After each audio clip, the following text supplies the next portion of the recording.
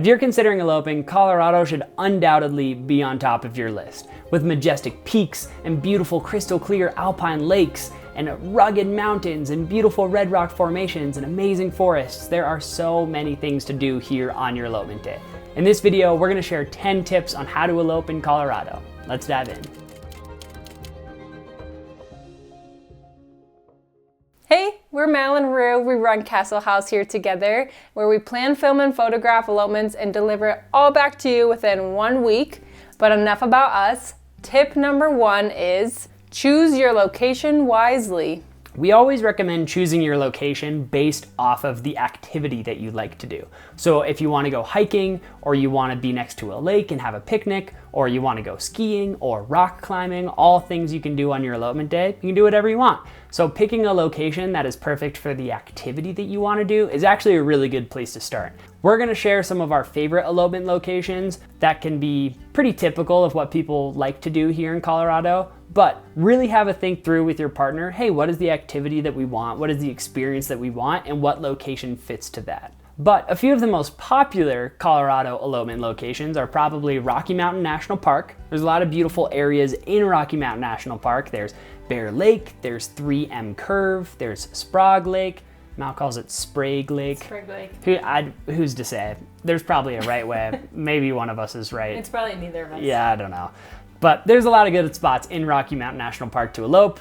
But there's a lot of information out there on that. We actually made a whole video on best elopement locations in Rocky Mountain National Park, so feel free to check that up somewhere up here. Another great elopement location in Colorado is Garden of the Gods. Located just outside of Colorado Springs, these beautiful red rock formations can be an amazing backdrop for your elopement. Garden of the Gods holds a lot of amazing ceremony locations and picnic locations and a little bit of hiking locations, but it maybe isn't the most adventurous place.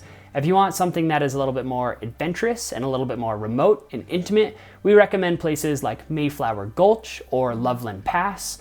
Even spots out near Aspen or Breckenridge can kind of get you away from the crowds a little bit into some beautiful, beautiful landscapes.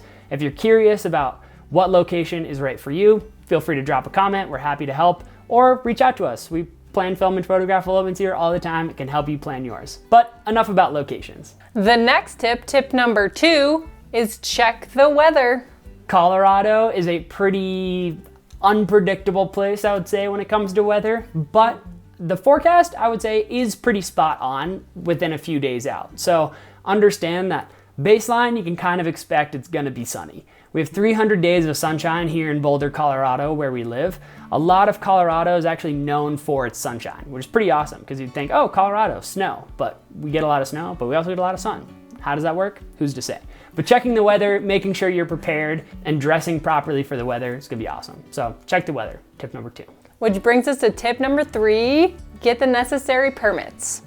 Some places require permits. Some places don't require permits. If you're eloping in a place like Rocky Mountain National Park or Maroon Bells or certain national park sort of areas, national forests, some may require permits. So do your research and make sure that in the place that you're eloping, you have the permit. Not everywhere requires a permit, I will say. So do some research, but don't be like, oh no, we can't elope in Colorado because we need permits. Not the case. So many elopement locations available here without permits. I'd actually say the majority of the elopement locations that we take couples to don't require permits. So if you're like, we're overwhelmed by the permitting process, don't be. We got you covered. Tons of spots where you don't need a permit. But do your research in case you do. We know Rocky Mountain National Park, you definitely do. Tip number 4 is hire a photographer and videographer to capture your day. Something that is really fun about photographing and filming elopements is we also get to act as the planner. We get to give a lot of advice. I mean, we live here. We know like what the mountains look like in May. We know what the temperatures typically are in June.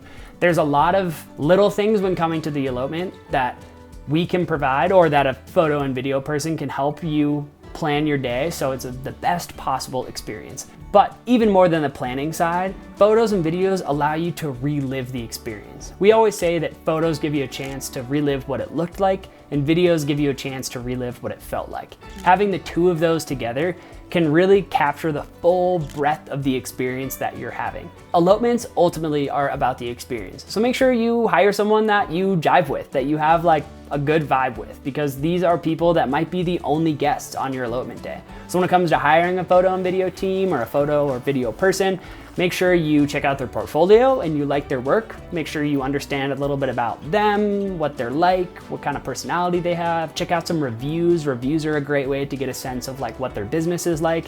And overall, just like make sure you vibe with them on their initial call. If you want to vibe with us, watch all our videos. If you don't want to vibe with us, we miss you. How'd you get here? Yeah, what? Vibe with us. This is crazy. Anyways, tip number 5. Plan your celebration. When it comes to eloping, I think there's this misconception that it has to be very serious and in nature and very intimate and romantic, which it can be all of those things for sure. But also like make sure to schedule some time for fun and celebration within your day. Whether that's like bringing champagne to the top of the mountain or having like a really fun romantic dinner afterwards, or ending the day with a meaningful activity like having drinks on your patio or dinner with your family.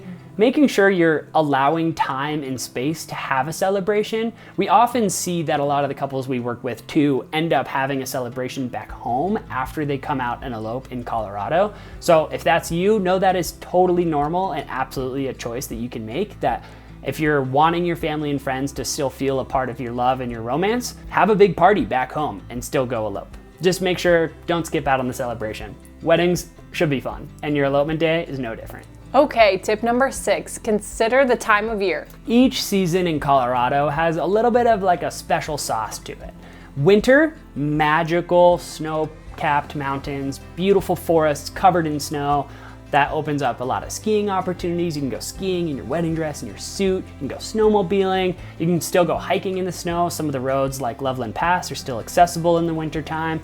If you're wanting some springtime weather, it's a little bit warmer down in the lower elevations like in Boulder and Denver, so you might not have snow or you might not have as much snow, but some of the higher elevation spots like some parts of Rocky Mountain National Park, some spots near Breckenridge and Vail might still have snow. So if you're wanting some snow, but not so much, or you're wanting snow, but warmer temperatures, spring can be a good option for you.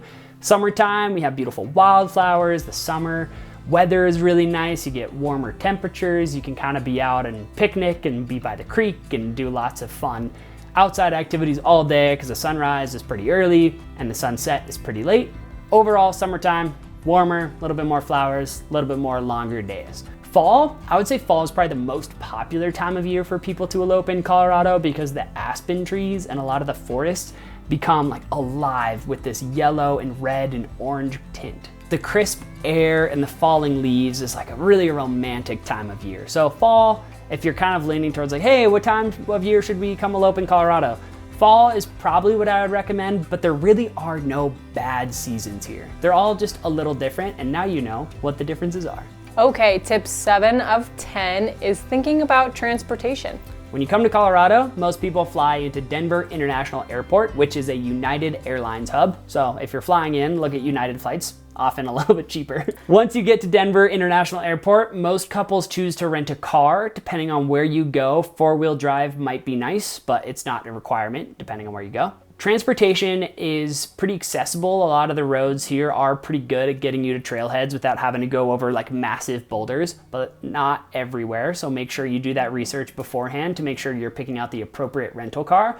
Also, make sure that when you're thinking through the transportation on your day, for your guests, if you choose to have any, making sure that you're syncing up where exactly you're meeting beforehand because not every trailhead has service at it. So making sure that your plan is communicated and dialed before you get there so people don't end up in the wrong spot wondering, hey, where's our best friend or where's our sister, where's our brother? We want to be at their elopement and we can't find them and there's no service. So just have a think through on what that transportation process looks like and that everyone's dialed up front before you go out into the wilderness with no service. Tip number 8 is don't forget about the legalities. Marrying someone here in Colorado, which we did, we are officially married here in Colorado. When it comes to getting married in Colorado, the process is actually pretty easy. You don't need an officiant or any witnesses technically to get married here, which makes the process really nice for eloping.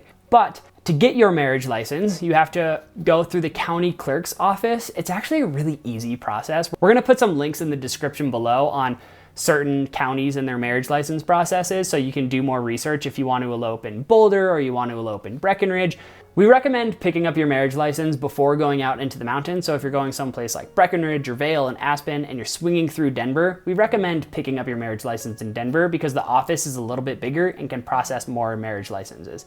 If you go out to some of these smaller, more remote mountain towns, Their offices might not be big enough to process your application in a timely manner, so make sure you just like do that research ahead of time. Like we said, the links are in the description below, but also something really fun about the legalities of getting married in Colorado is your dog can sign your marriage license, which our dog did. So if you have a little doggo, bring him out to Colorado, they can be your witness. Tip number 9, embracing the unexpected. We've seen a lot of really amazing things happen on elopements that we couldn't have ever planned for. An impromptu wildlife sighting, some rain that kind of just sprinkles down after the sunset that just makes the whole Garden of the Gods area totally glow. These unplanned moments can often become very cherished memories for the couples that we work with, and we love that. When it comes to embracing the unexpected though, so it doesn't feel stressful, plan some breaks for your timeline so you're not like stressed going through one activity to the next. Make sure you have a little time, a little breathing room in case some things get a little bit, you want to stay a little longer here because the sunset's beautiful, or you want to stay a little longer there because the pizza took a little bit too long, or you saw a moose or whatever. Make sure you have those breaks in your timeline to make sure that a whole day stays as stress-free as possible. And stay present in the moment. This day is about you and your partner and the love that you share. And staying present regardless of whatever thing might come your way. Being in the moment and being together, no matter what comes your way, will result in a day that is so filled with joy and love and connection. So stay present, plan some breaks, and you will have an amazing day no matter what unexpected twists and turns might come. Often, the twists and turns that come on elopement days, spending days in beautiful natural settings here in Colorado, are often pretty good. So unexpected often are like unexpected positive experiences, not unexpected negative experiences. Tip number 10, our final tip for you is eliminate the stress on your elopement day. In order to eliminate stress, we just recommend reminding yourselves why you're doing this. You're doing this because you love your partner. You want to experience something that's unique and intentional and perfectly tailored to you. Maybe a big traditional wedding doesn't feel right for you for a number of reasons. Maybe you're shy about sharing your vows in front of all your family and friends. Maybe you don't want to go through the stress and the hassle of planning a big event. Maybe financially you're not wanting to invest $30,000 to $40,000 into a big traditional wedding. There are a lot of reasons on why you might want to elope, but I think thinking back to why you're making this decision, which is ultimately to love your partner and kick off your marriage together, is going to already eliminate a lot of stress. When it comes to planning elopements, it's already a pretty stress-free endeavor. You basically have to get to Colorado, get your marriage license, and say you love each other and sign it. That's eloping at its simplest. And so when it comes to all of these other things that you can do on your elopement day, hopefully it's not overwhelming. If it is, contact us, we're happy to help. But just remind yourselves hey, we do this because we love each other and we're excited about having a wedding day that is true to us. If you do need help, like we said, we plan, film, and photograph elopements and deliver it in 1 week, which you won't find anywhere else. We deliver it in 1 week, so you don't have to wait for your photos and videos. But contact us. We love you. We're proud of you for having a day that is intentional and true to you, and we will see you in the next video. Bye. See you then.